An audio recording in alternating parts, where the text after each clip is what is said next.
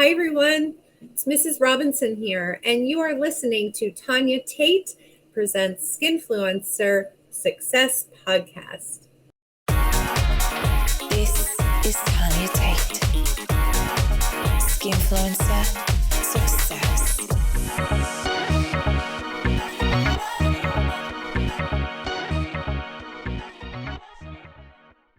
You are listening to Tanya Tate presents Skinfluencer Success. Age is definitely no longer a factor that could hold you back when starting out as a model. So how can you start a modeling career at any age? My guest is a former teacher from Pennsylvania, retired corporate America software exec in the advertising industry, AVN and XViz nominated MILF. She started her career in the adult industry at age 50 and is now in the top 0.1% of all content creators on OnlyFans. Welcome, Mrs. Robinson, to the Skinfluencer Success Podcast. Thank you. Thank you so much. It's so great to be here. Hi. Hi, you're so cute. It's funny because when we were kind of setting this up, I kept saying, oh, Mrs. Robinson, Mrs. Robinson. And I felt like it was like you should have been replying back, oh, yes, Mrs. Tate. yes. It's a rough stage name to have considered because I'm always asked, are you married? No, it's just from The Graduate, the movie. So I'm like, okay, Mrs. Robinson, Ginger. Yes, Ginger. I could call you Ginger. It'll make it so much easier. I feel like otherwise, I mean, we're going to be doing like a school teacher interview. That's what they're hoping. Oh, yes. They're like, hold on a minute. Did we see you as a teacher? Was it a headmistress? Was it a teacher? Was it a boss? Yeah. So the people are like, okay, where's this going? Where's this going? Oh, my goodness. Okay, so Mrs. Robinson, Ginger, let's hear all about you. So, who is Mrs. Robinson and how did you get started in the industry? Wow, it's such a loaded question. Who is Mrs. Robinson? I'm still trying to figure that out. But as you had mentioned, I was a teacher in my 20s. Now I'm 52 years old now. So in my 20s, 30 some years ago, I was a teacher and I ended up having kids and left that. I left teaching and I got back into the workforce and I started selling newspaper ads. That's how long ago it was, my career in advertising when it started. And I sold little newspaper ads and I ended up really liking it. I liked the ability to have a message and try to target the right audiences. And I ended up respectfully climbing the corporate career ladder. And I got recruited from a really big company to start teaching companies how to brand themselves, how to have a social strategy, what types of software to use for that. And I'm a nerd, a self-proclaimed nerd. And so I got really into the data aspect of it. I love data analytics and understanding metrics and how metrics drive results. I worked in this career where, if you're familiar with the TV show Mad Men, I worked in Don Draper land, which is a predominantly male-dominated industry, advertising. And I was one of very few females that, I garnered a lot of respect because I was very straight-laced. I was very professional, and I loved what I did. I always say I'm not good at much, but the one thing I was just innately good at was advertising. So I learned early on how to, help companies brand, and social strategy just became something I loved a lot. And so I was asked to go and speak at, big conferences and teach companies how to do social media and how to target who they needed to target online. So I did that for a long time. I'm a single mom. And I traveled a lot. So I was like a road warrior on a plane all the time. Wow. And it became a lot to be gone. I have a teenager. They'll be 17 this week. But at the time, they were 13 when I was kind of looking for a way to gracefully exit that industry because I was so tired from being gone. And I I didn't feel right always being gone. I'm such a hands-on mom and just wasn't feeling right. So I kind of put it out into the universe, like, what am I supposed to be doing? Well, this wasn't what I expected the universe to show me at all, because I was conservative and COVID hit. I found myself at a socially distanced bonfire with some acquaintances and some friends. And there was a guy there, and he and I started talking, and he asked me if I ever considered doing, some MILF adult work. And I clutched my invisible pearls and said, heavens no. I'm a mom. I would never do that. I would never do that to my kids. And I'm not going to put myself out there like that. And he said, oh, okay. He said, my wife does this thing called OnlyFans, and she makes about $300,000 a month. And I said, what? What? Did you say $300,000 a month? Now, my decision to do this wasn't money driven by any means. I had a very, very successful career where that amount of money wouldn't necessarily be the only factor making me want to do OnlyFans. But I was surprised that I had never heard of OnlyFans. So he said, come over here, let me show you. And he's showing me, and I'm kind of like, oh my gosh, okay. And I said, that's really cool.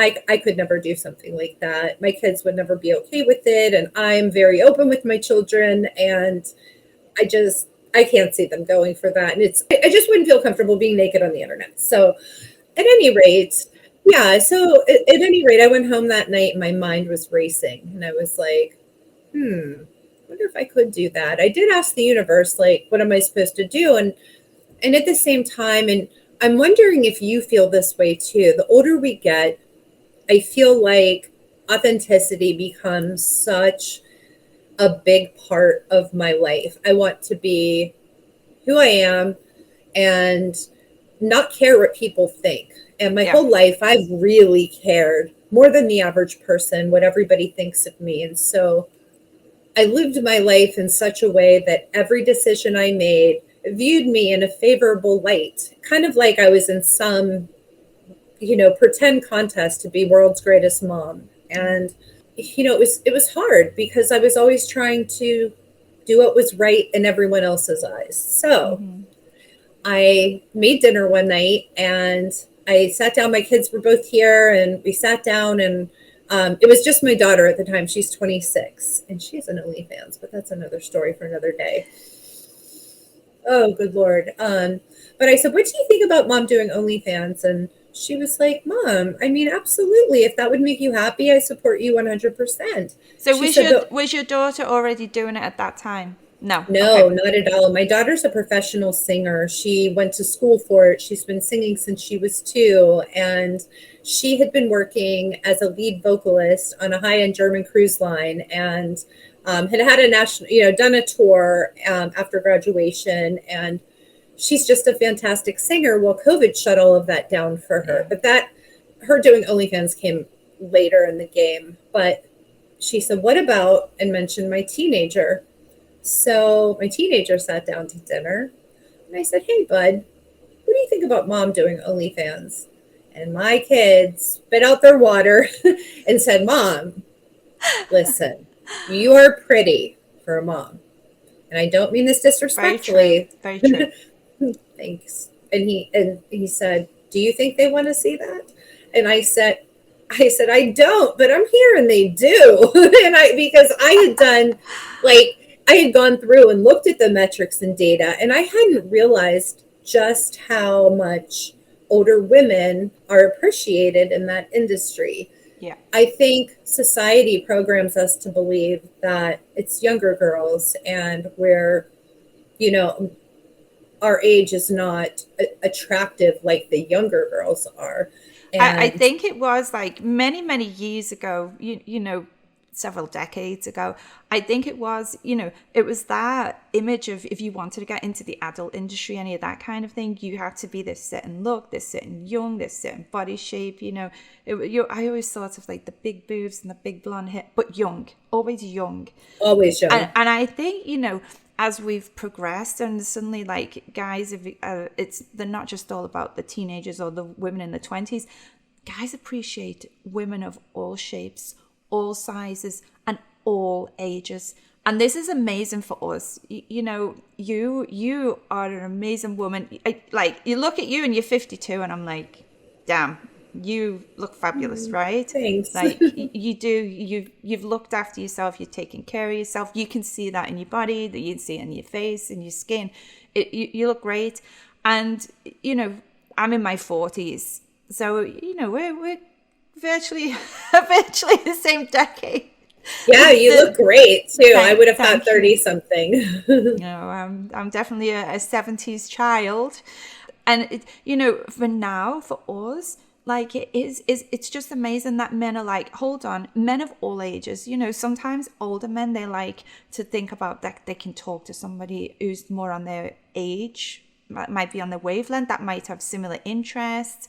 And then the young guys, what about those young guys? They really love the older woman.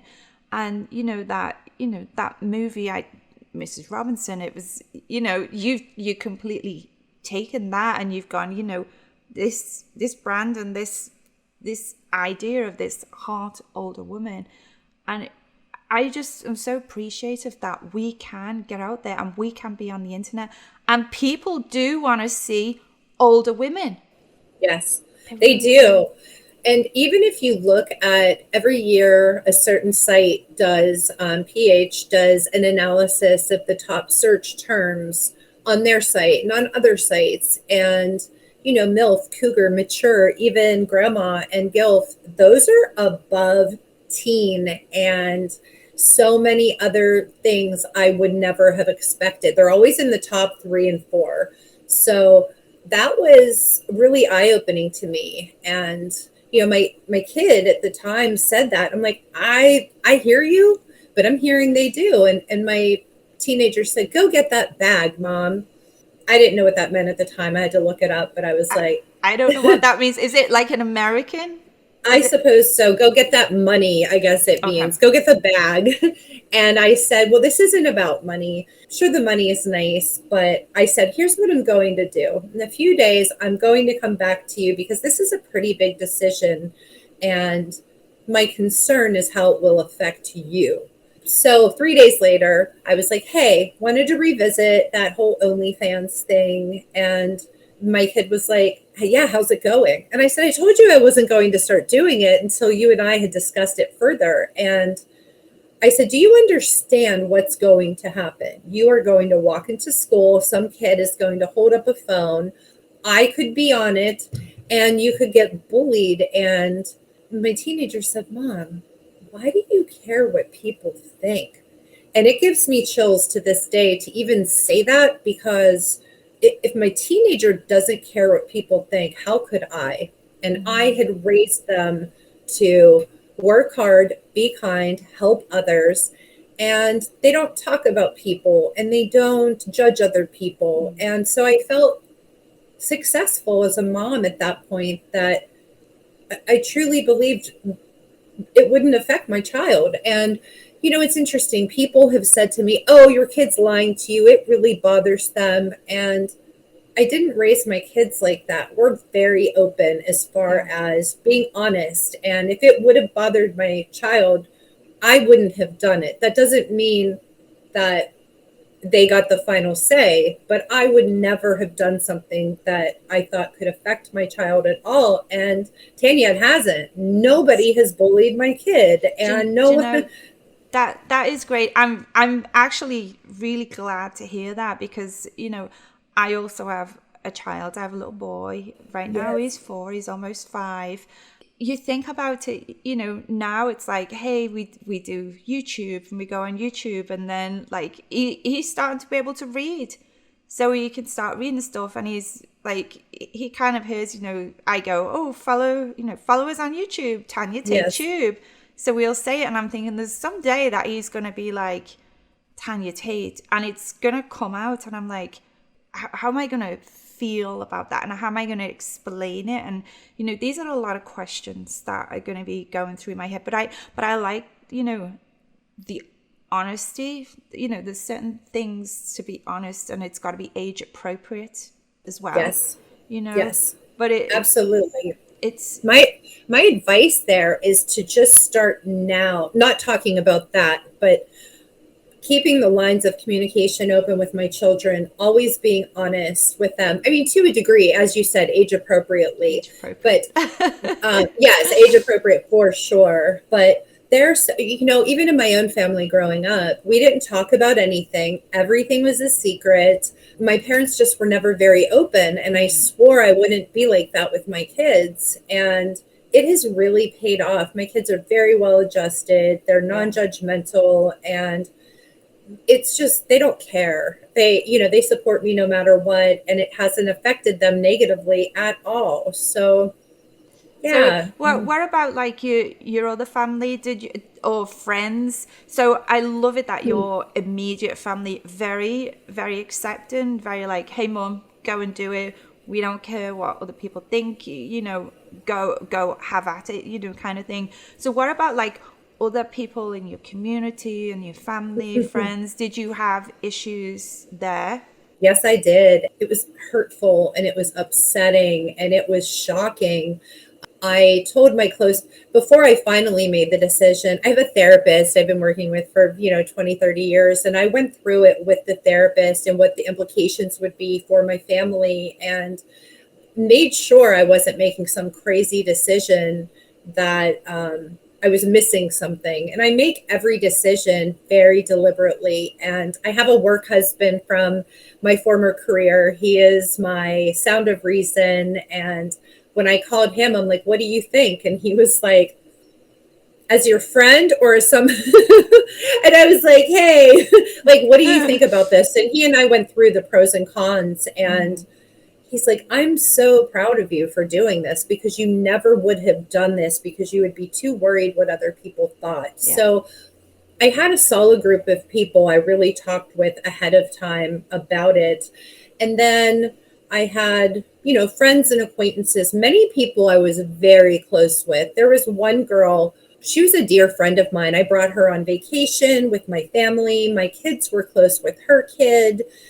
We were just really good friends, and she stopped talking to me. And I thought, that's really interesting. And then another girl who lived this crazy wild life, that she would come and talk to me about it, and I never judged her. She did some wild, like more wild things than anyone I've ever met.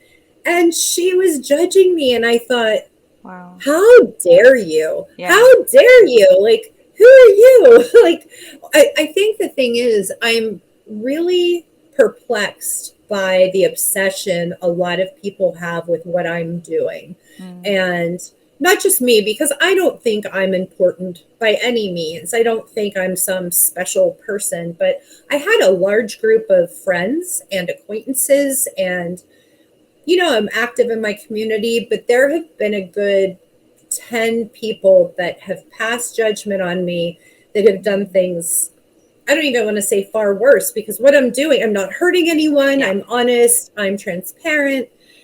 But the way they have treated me has just been mind-blowing, and it's fine. It is what it is, and they are who they are. But I was really surprised to find out who they are. Yeah. And then for the community.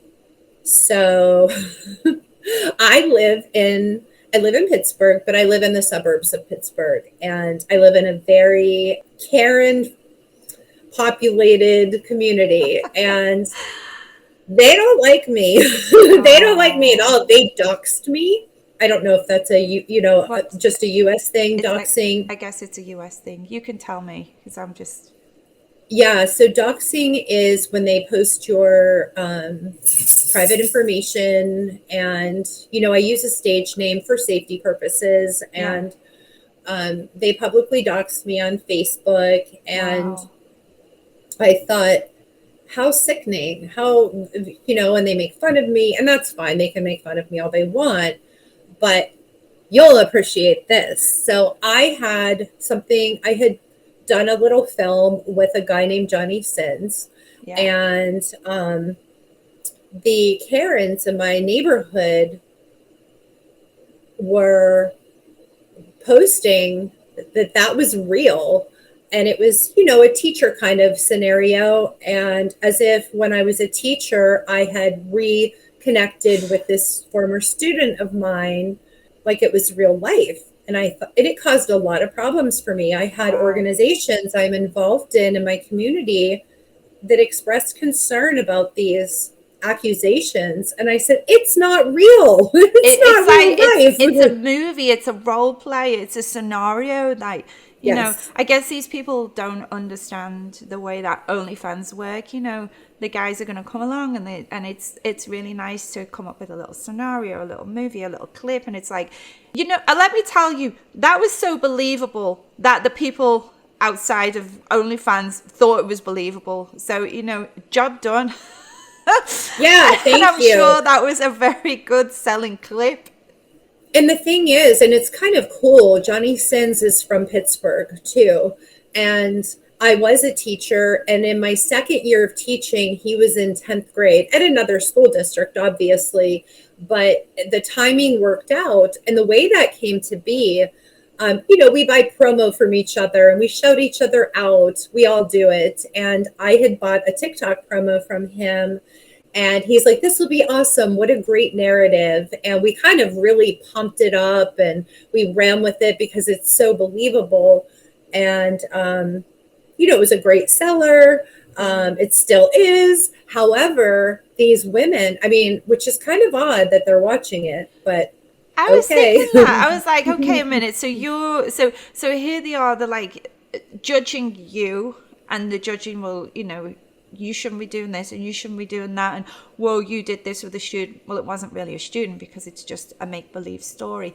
But Yeah. but then I actually have to sit there and like at some point watch some of the clip to be like, oh, that's where she did it, because they're not sitting there with the Yes. eyes closed going, oh, excuse me, there it is, Right. it's there. They're going, Yes. oh, there it is. And I'm sure Yeah. they must have had a little click, a little, let's press play and let's watch at least a few seconds or maybe the whole of it. Let's see what goes on, and they're like ever so shocked, but at the same time watching it. It's Yeah. like people. I think there's a lot of people in this world that have a lot of issues with themselves and a lot of anger and a lot of insecurity. And when they see somebody else that's doing well, that's having a success in something, instead of being proud of them, or maybe they don't want to be proud for whatever reason, but instead of being happy for them and like thinking how much joy that must be in that other person's heart, they're thinking, well, their heart's all shriveled and angry and jealousy. And it's, if they had some kind of if they were kinder, then it probably wouldn't end up being such a big problem. And if it is a big problem, then that's okay.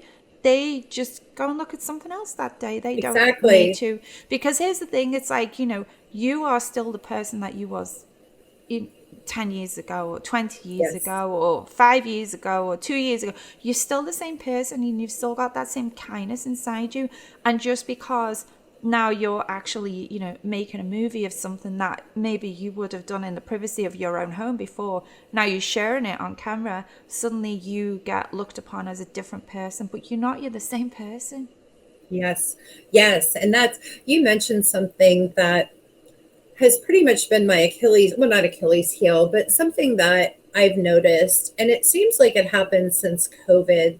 There's an overarching sense of meanness that I've noticed, not just towards what we have done, but just in general. People are unkind more than ever. And I don't understand it. I've always said, be kind, be kind. And Yeah. it's caused me a lot of heartache because I'm kind to a fault and I end up getting hurt or walked all over. It's probably why I've been single for 4 years. I don't date. My heart can't take the meanness of the world right now. And you see keyboard warriors. And so my goal, I just like to lift people up Yeah. and be authentic and kind and leave people a little happier when I meet them. And it's just who I am. And I've been able to really gain a sense of empowerment and authenticity from delving into OnlyFans. So I'm grateful for it. I really am. It changed my life in so many ways. And we're grateful for you being a part of OnlyFans as well, you know, because you're an amazing person. And I'm going to say, if any of those Karens are following you around and finding out what you're doing, then maybe some of those Karens will be listening to this. And I'm going to tell you, Karens, if you are listening, Mrs. Robinson Ginger, she's an amazing person. And let people be happy. Grow some love in your heart, you know, and just, you know, if you don't like it, that's fine. But for once, just be happy for someone that they're doing something that they enjoy, you know? And everyone else that's listening that absolutely loves you, fantastic. Thank you. Thank you. Keep that moving forward. It's like some people get really down and everything, but it's, you know, you've got to lift yourself out of it. And if you're in a place where you are spreading negativity, then you're doing something wrong. You know, Yes. If I had time to go and sit there and really go and hate on people, then how about if I use that time to do something else, something more positive? What could I do with that time instead? So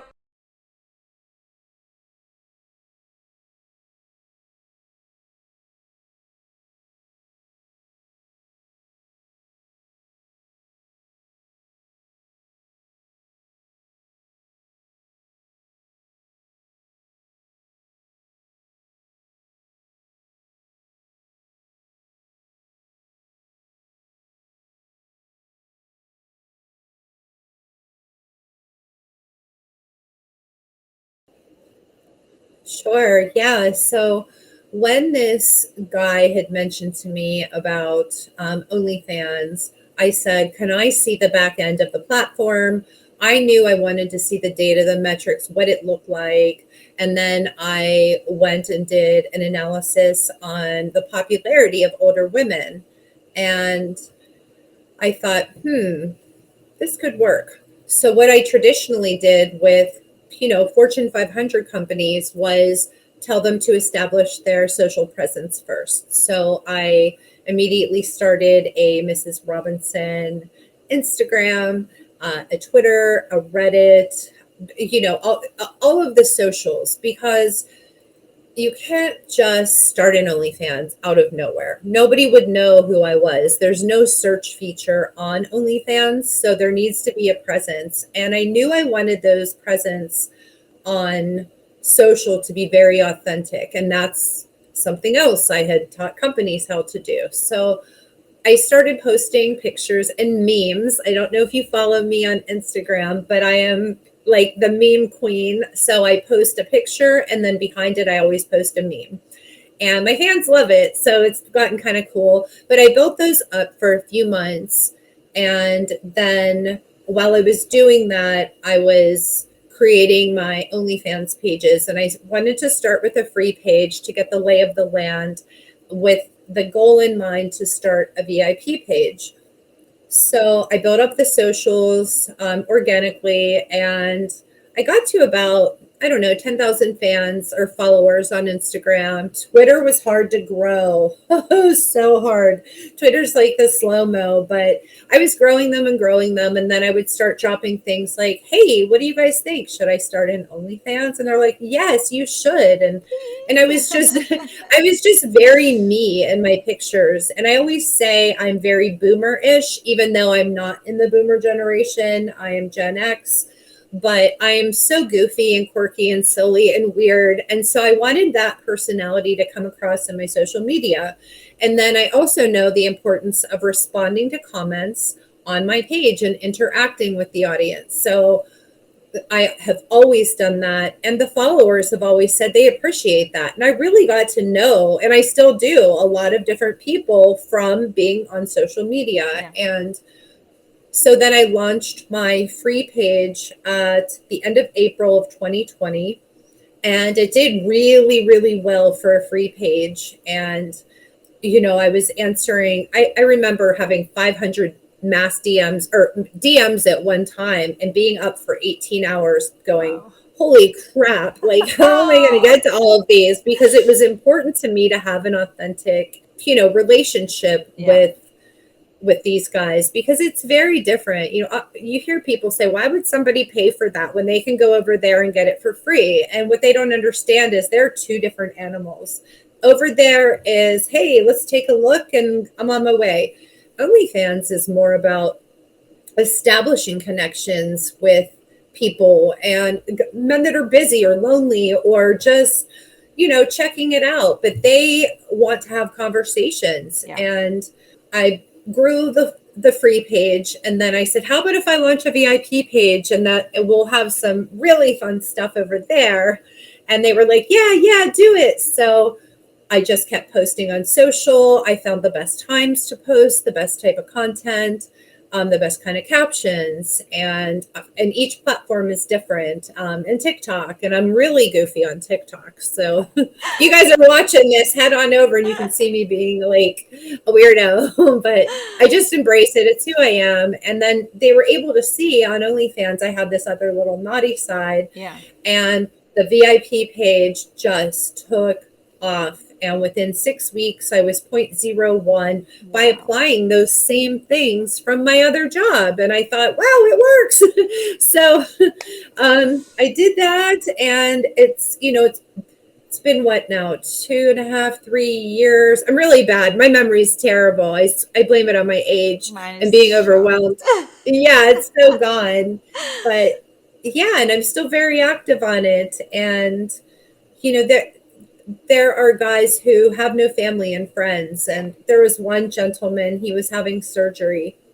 He didn't have any family or friends to talk to, and he was nervous. And he was across the world, or across the pond, I think. He was in the UK. And when he was in the room waiting to go back to surgery, he was chatting with me. And I was so honored that, he felt comfortable enough. And I'm like, you're going to be okay. It's going to be great. And I was sending him thumbs up. And it's not always this naked stuff that people think it is. It's so much more. It's so true that, because OnlyFans is, if you've used OnlyFans, whether you're like a content creator or you're a fan, that used it, you can go in there, you can generate mass messages, and you get your favorites. You learn to know, what people like, and each month they have like the top, they tell you your top fans are.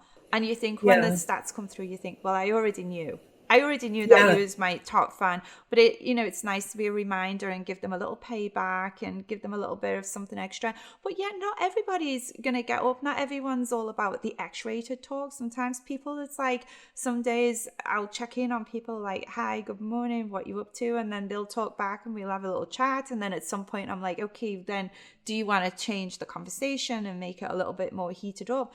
But not every day, not everybody's in the mood for it. But it's about having that connection, isn't it? And, today they might not be in the mood, but tomorrow they're going to come back, and then they're going to be like, wow, she was really nice yesterday. A little bit of chat, and now today, okay, I'm in the mood today. Let's do this. Let's make this happen. So, they come back, and I love that it's about cultivating the relationships and, being there for the fans, whether it's, on your free or your VIP, just getting it up there. And I want to ask you then, because you are very hands-on with the fans, how do you deal with fans? This is something that I'm wondering how you deal with it, because I find it quite tricky. When you get like you cultivate these really great relationships with the fans, and then some days, the fans are having an off day, and we all have off days ourselves. We know that if we're having an off day, we can't reflect it on the fans. We can't start giving the fans like a load of negative or, nasty comments or anything. But what happens when it's the other way around, when the fans having a bad day and they're not being very kind, or, they're starting to moan or they're complaining, and you think, well, why are you complaining now? And how do you deal with that? I'm trying to think of a specific example. I do custom videos, and I tell them ahead of time, I've got a lot going on in my personal life. My mom is sick and I take care of her, and there are just times I can't do it. I don't have it in me at that moment. I might have just been at, the oncology department for 12 hours and I don't have it in me. And sometimes they'll say, where's my custom? And I'm like, I'm very honest with them. And I'm like, listen, I'm really sorry. Here's a little, something. Here's a picture I took for you, or here's a voice note. But I haven't had, I do get the occasional mean person. And sometimes I'll say to them, is that your thing? Do you like to be in charge and be, they're into degradation sometimes, I guess, degrading. Yeah. And I'm not really about that. And Me neither. yeah. And I'm just like, I don't think I'm the one for you. You might want to head over to another page where that's, welcomed. But I block them. I refund their money and I block them if they're ever disrespectful to me. And I don't get a lot of it, but the delays on some videos every so often disappoint them. And I'm like, I'm so sorry. I really need you to grant me some grace, though. I'm human too. And it's coming, I promise, but just bear with me. So I think honesty does help. Yeah, I think, we're a brand, but we're also humans. And it's not like we don't have like, hey, like, can I just like delegate this to you to do that custom movie for me? It's like, we can't delegate. We can't delegate custom movies or voice notes or like, I'll get them over there, my trusted assistant to like be like, woo. I'm like, okay, yeah, that's not gonna work. We can't have trusted assistants to take our pictures for us. I like that. It's like, being honest and being, hey, maybe I'm not the girl for you, and just continue with your day and redirect it back to the guys, the fans, because we have female fans as well. Back to those fans that show their appreciation for us, that do appreciate. So, I mean, we are going to be coming across challenges in our career, but I want to know, like, are there any other challenges that you've found in your career, and what did you do to overcome them? One of my biggest challenges is making content. So I had mentioned I'm a single mom and I have a personal boundary that I never shoot at home, even a simple selfie if my teenager is home. I just won't do it. It doesn't work for me.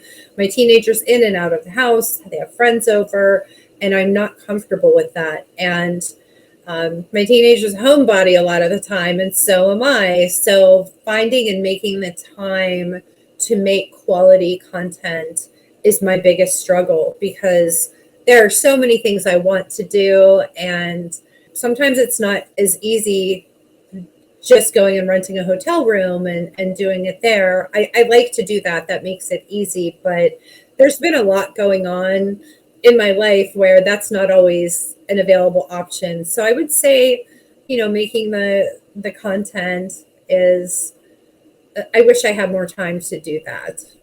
I know, I hear you, because I see like these girls, like these other girls that I know, and they're like tons of content all the time. And I'm thinking, how do you manage it? And then it's like I'm a mom. Like right now, we're recording the podcast. We're recording the podcast at a time when my son is at school. It's like he's out of the house. If I need things doing, I'm going to have to be like, okay, you need to go out. You need to be somewhere. And I have to like really juggle to fit it all in. I know I've got customs that are sitting there. I've got a video that I've got to do for the fan of the month. I mean, we're on the 11th of October. With me, you don't get it all at the 1st of October. Yeah. If you're the fan of the month for last month, you wait.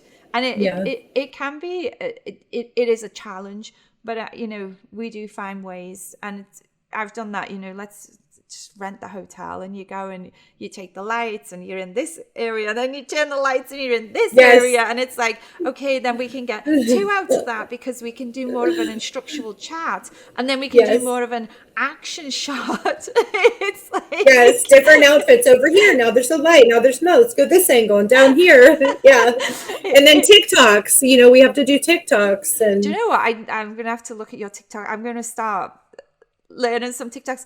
I really didn't start using TikTok because I'm like, I always thought TikTok was about those dancing, when you dance and you see other people, and I'm like, no, I just can't do that, please. Same. Me neither. So I did a couple of TikToks with Sean Alf, and I'm like, wow, they got thousands of views. I'm like, okay. So Yeah. next time you're in LA, me and you, Yes, let's do it. Let's make TikToks for sure. TikToks and a few more things. You can be teaching me some of your TikToks. Oh my goodness. But there's so much to talk about with you. And I love it because I'm like, okay, I prepared some questions because I just like to have something so I can flow, and I want to know, for me, it's like, we've been in COVID and it's a long time and it's refocusing. And, me and you, I know I can tell from the way we're talking, and we're quite similar in that we're very positive. So I love that you focus, and I love that, you do your analytics and you've got your mindset and your goals and your schedules. But how do you do self-care? How do you keep that focus and keep those goals? And is meditation something that you might, use to kind of help you focus and stay positive? Yes, absolutely. I love to meditate. I love meditation. I love yoga. I'm really into breath work right now. And I hadn't realized the importance of breath work and our breathing on our overall well being. So I do that multiple times a day. If I'm having a particularly challenging conversation with someone, I do it right as no one can tell I'm counting in 4 breaths and holding and then going out for 8, but it really calms me. I make sure that I have downtime where I'm just on the couch with my beautiful dog Rudy, and we're hanging out, and I watch some television for just entertainment where I can check out. I know a lot of people are against television, but I I need it for just some passive entertainment where I can just sit at home and veg. And but I do love to meditate and get fresh air, get outside. I love to write. That helps a lot. And just being of service to others also helps me. I just was telling someone today, it was actually someone on Instagram, they posted something about, being grateful for things. And I like to make gratitude lists just to give me a solid perspective of how good life is and how I can or not take advantage, but take for granted the small things in life. And we're all so very fortunate, and I need to remember that. So all of those different modules help me do that. I love it when I was trying to like think of things, and we've always got stuff going on. There's always different things going on. So I tried different challenges at different times. And I like the one where I would wake up and I would write down 10 things that I was thankful for. It was like, thank you, thank you, thank you. And I'd say one thing. You just lie in the bed in the morning when you wake up and you're like, wow, it's a brand new day. Like, I've got this warm bed, this safe house. I can go and get my shower. I can get my breakfast. The car's outside, so I know if I need to go somewhere, I can go to the gym. The gym, it's got a pool. I can do outdoors aerobics and looking at the California sky, and it feels like I'm on my, my holidays, my vacations. And there's so many little things, I can choose to eat a healthy diet. And a lot of the foods are more expensive with the vegan and the organic, and organic veg versus regular veg. Like, the price point is different. Just so many different little things. I've got the medicine. There's just little things. The smile on my son's face. Yes. Mummy, I want to cuddle. Like, priceless. Totally all these little things that we have. And if you are totally, truly appreciative for every single one of them. And I think if you wake up and you count your blessings and you appreciate from those little things in life, the big things will come. That's right. I agree with you completely. That's so, you said, your son wanting to cuddle. My kids' laughter to this day, when they laugh, it's just like, oh, that makes me so happy. It's like, it makes your heart grow, doesn't it? It's like, it Yeah. just swells. And I want to pick up on something else. When you said earlier, you said you put it out there to the universe. Like, you wanted something different in the job that you were in because you wanted to, something where you could be home with the kids so you wasn't flying all around, and you put it out there for the universe. And this is what you got. it was handed to you. And, I believe in that kind of stuff. It's like, what do you want? Someone that's sitting there now that's listening, there will be people that are like us. There will be other content creators that are sitting there right now and they're like, she's got an amazing story. That could be something that I can do. What advice would you give somebody, about coming up with a plan, coming up with a goal, putting it out there to the universe when they've got self-doubt? What advice would you give them? So what's worked for me is, first of all, acknowledging that I don't have all the answers and that I'm human and I'm going to make mistakes. But when I'm starting to feel something isn't quite right, I've learned to trust my gut. And hey, that something's off here. I'm not feeling spiritually centered. I'm not feeling mentally okay. I'm drained. So at that moment, I would say, and I just I talk out loud to the universe. I'm like, hey, what's up? Something's not right here. I need some direction. And I always say, please make it really clear, because I'm not good with subtle little hints. So can you make it really clear for me? Because I need to do something here.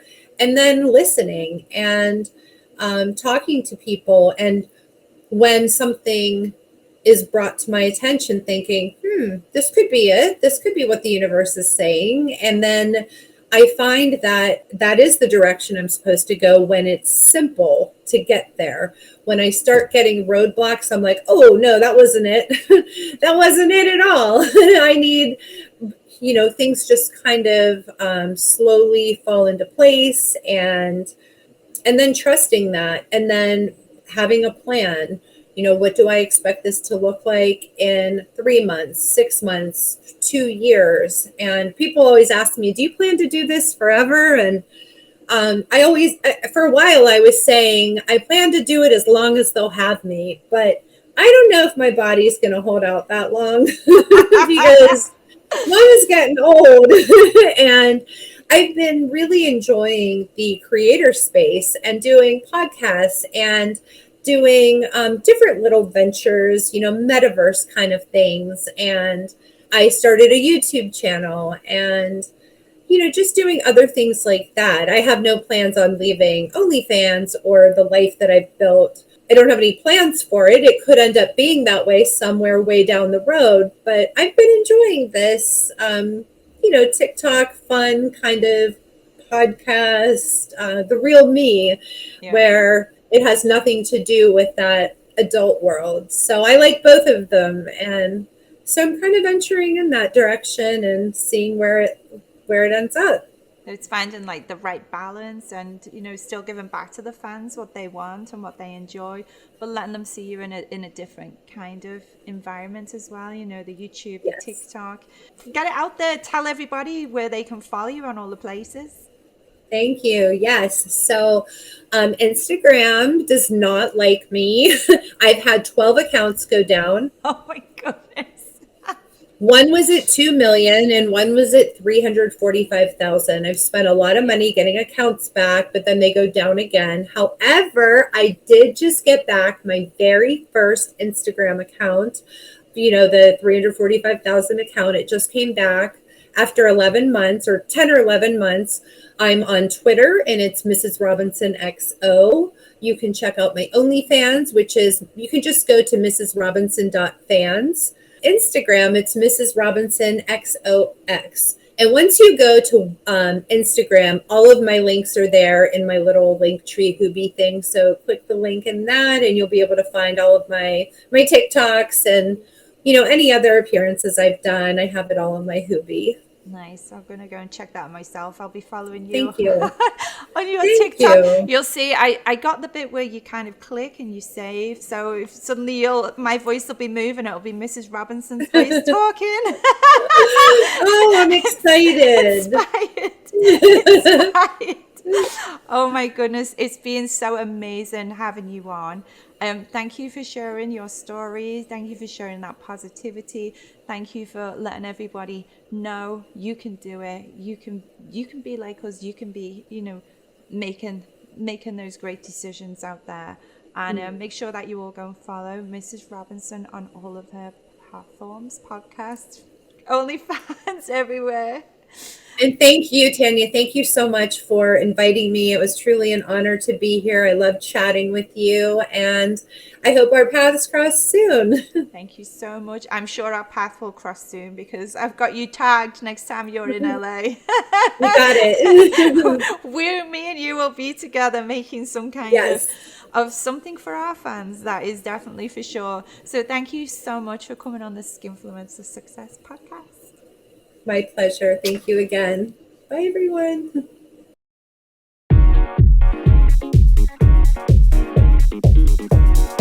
This is Tanya Tate. Skinfluencer Success.